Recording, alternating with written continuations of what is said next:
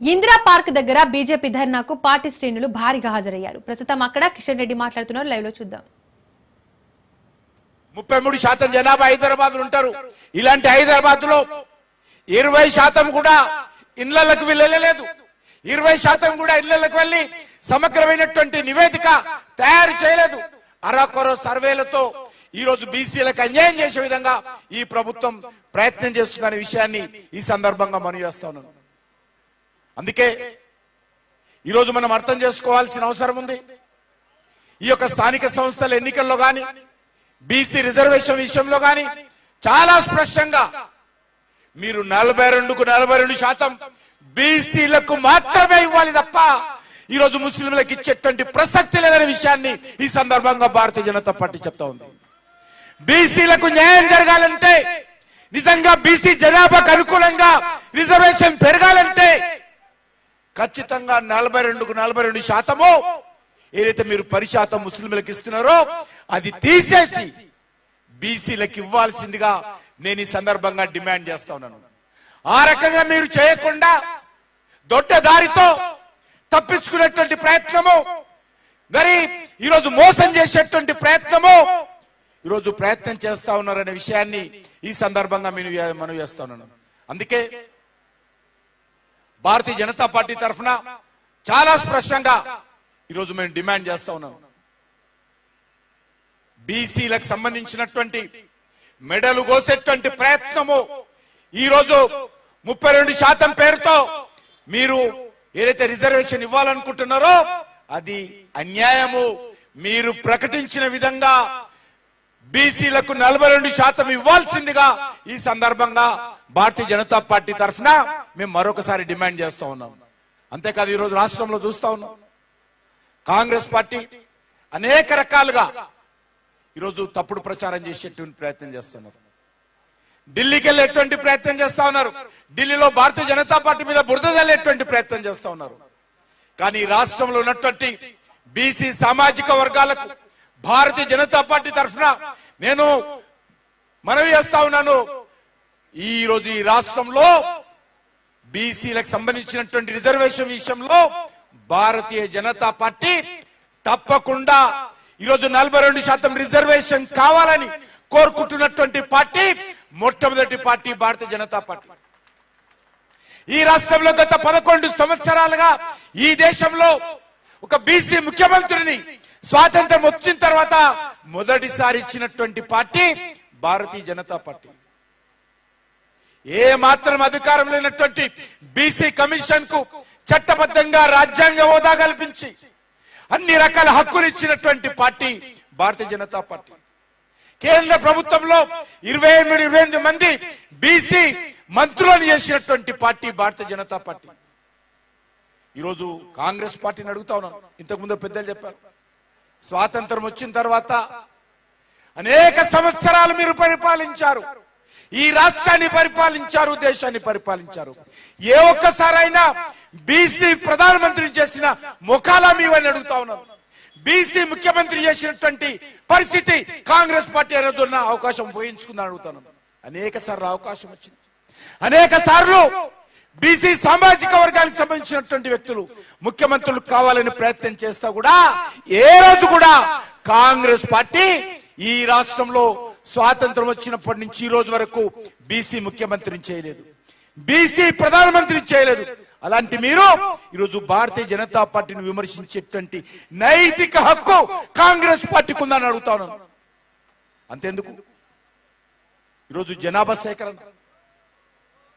ఎప్పుడో స్వాతంత్రం రాకముందు బ్రిటిష్ వాళ్ళు చేసిపోయారు.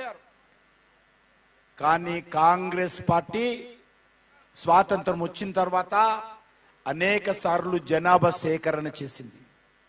జనాభా సేకరణలో ఏ రోజు కూడా కాంగ్రెస్ పార్టీ జనాభా సేకరణ చేయలేదు. ఈరోజు రాహుల్ గాంధీ అనేక రకాలుగా ఎగిరెగిరి మాట్లాడుతూ ఉన్నాడు.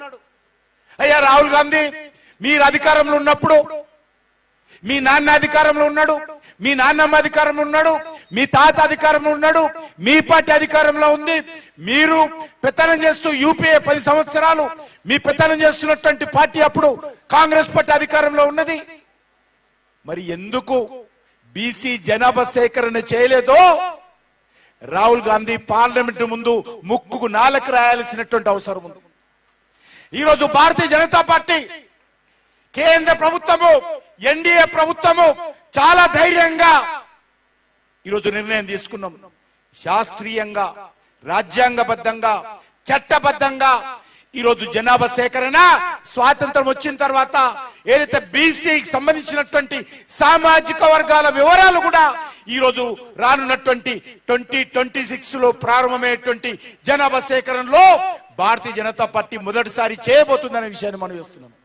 ఈ దేశ చరిత్రలో బీసీలకు సంబంధించినటువంటి సామాజిక న్యాయం ఎప్పుడు జరుగుతుందంటే నరేంద్ర మోడీ గారి నాయకత్వంలో బీసీ జనాభా సేకరణ పూర్తయిన తర్వాతనే ఈ దేశంలో బీసీలకు సామాజిక న్యాయం జరుగుతుంది.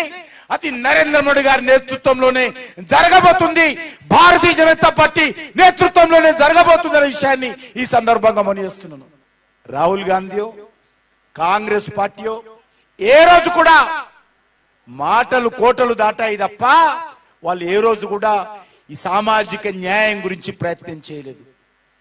దేశ సమగ్రత సమైక్యత గురించి ప్రయత్నం చేయలేదు. దేశ అభివృద్ధి గురించి ప్రయత్నం చేయలేదు.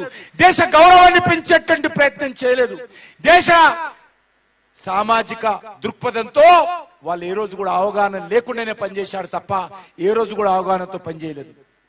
అందుకే ఈరోజు చాలా స్పష్టంగా మనం ఉండాలి. రేవంత్ రెడ్డి ఢిల్లీలో మరి ఈరోజు అనేక రకాలుగా రాహుల్ గాంధీ గారిని మెప్పు పొందడం కోసం అనేక రకాలుగా మాట్లాడుతున్నారు.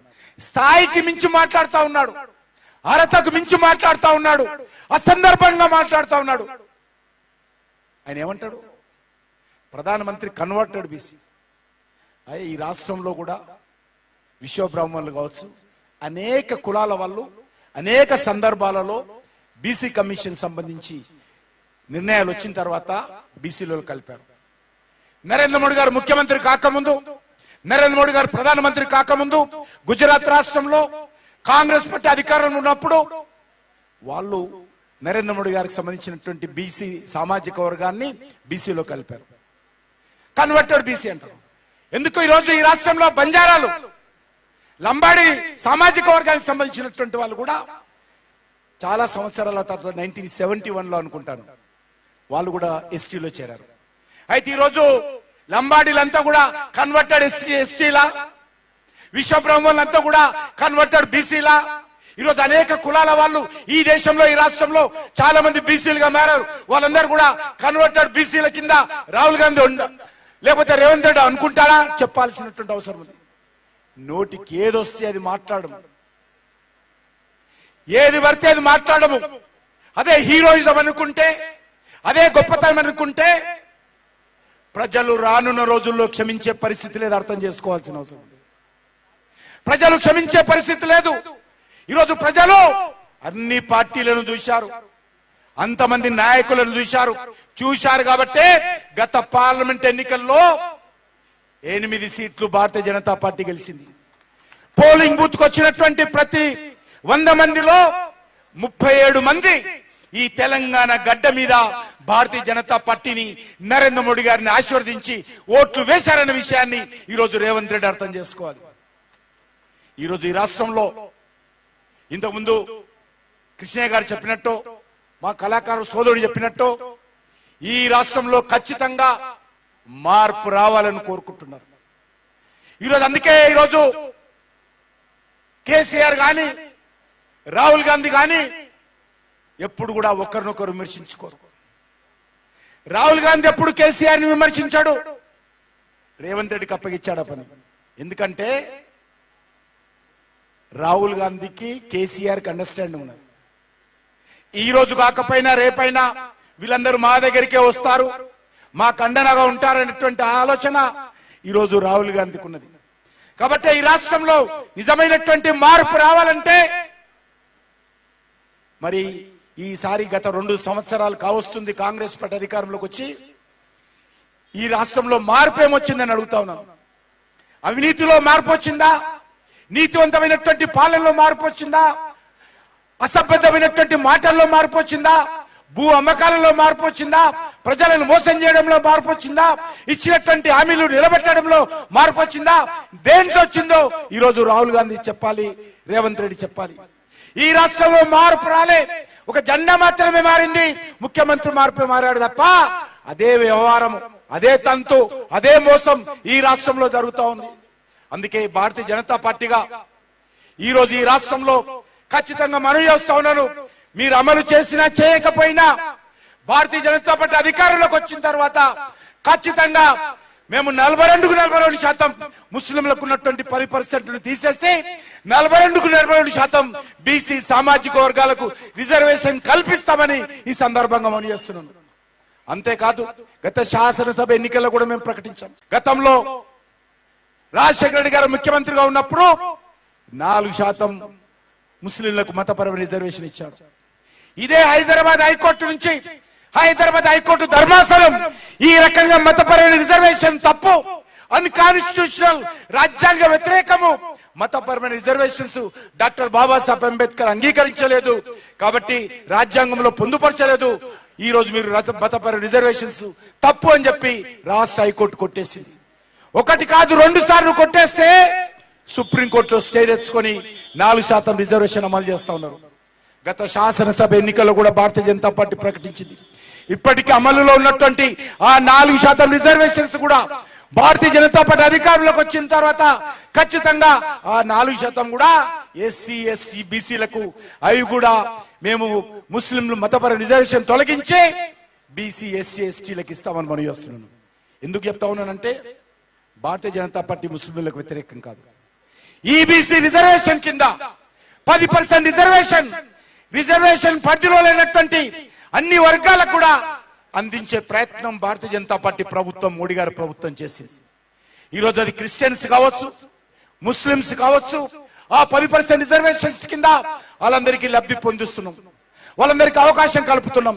కాబట్టి ఈరోజు ఆ రకమైనటువంటి మతపరమైన రిజర్వేషన్స్ కాకుండా ఈబీసీ పేరు మీద అనేక వర్గాలను కూడా ఆలోచన చేసి నరేంద్ర మోడీ గారి ప్రభుత్వము ప్రతి ఒక్కరికి న్యాయం చేసేటువంటి ప్రయత్నం చేస్తా ఉంది. అందుకే ఈ రోజు చాలా పెద్ద ఎత్తున మనం ఉదయం నుంచి కూడా ఈ ధర్నా కార్యక్రమం చేస్తా ఉన్నాం. ఇది ప్రారంభం మాత్రమే. రానున్న రోజుల్లో ఈ ఉద్యమాన్ని మరింత ముందుకు తీసుకెళ్లాల్సిన అవసరం ఉంది. ఇచ్చినటువంటి హామీ ప్రకారము కాంగ్రెస్ పార్టీ బాధ్యత ఈరోజు 42% రిజర్వేషన్ అమలు చేయాలి. చేయాలని మనసులో లేదు, చేయాలని మనసులో లేదు. ఏదో ఈరోజు బట్టగాల్చి ముఖం మీద వేసినట్టు కంటి తుడుపు చర్యగా భారతీయ జనతా పార్టీని విమర్శించేటువంటి ప్రయత్నం చేస్తా ఉన్నారు. ఢిల్లీలో చూస్తే ఉదయం లేస్తే సాయంకాలం వరకు రాహుల్ గాంధీ మరి తెలంగాణ గురించి మాట్లాడతాడు. తెలంగాణ పెద్ద ఆదర్శం అని మాట్లాడుతా ఉన్నాడు. ఏం ఆదర్శం అని అడుగుతా ఉన్నాను. మతపరమైన రిజర్వేషన్స్ ఇవ్వడం ఆలస్యమా? బీసీలకు వెన్నుపోటు పరిచే బీసీలను గొంతుకొసేది ఆదర్శమా? ఈరోజు రాహుల్ గాంధీ చెప్పాలి. ఈ రాష్ట్రంలో మీరు బీసీలను గొంతుకొల్చేటువంటి ప్రయత్నం చేస్తా ఉన్నారు, అన్యాయం చేసేటువంటి ప్రయత్నం చేస్తున్నారు, రిజర్వేషన్ తగ్గించేటువంటి ప్రయత్నం చేస్తా ఉన్నారు. మీరు దేశంకే ఈరోజు రేవంత్ రెడ్డి ఆదర్శం, దేశానికే కాంగ్రెస్ పార్టీ ఆదర్శం అని రాహుల్ గాంధీ పదే పదే మాట్లాడుతున్నాడు, మభ్యపెట్టే విధంగా ప్రయత్నం చేస్తున్నాడు.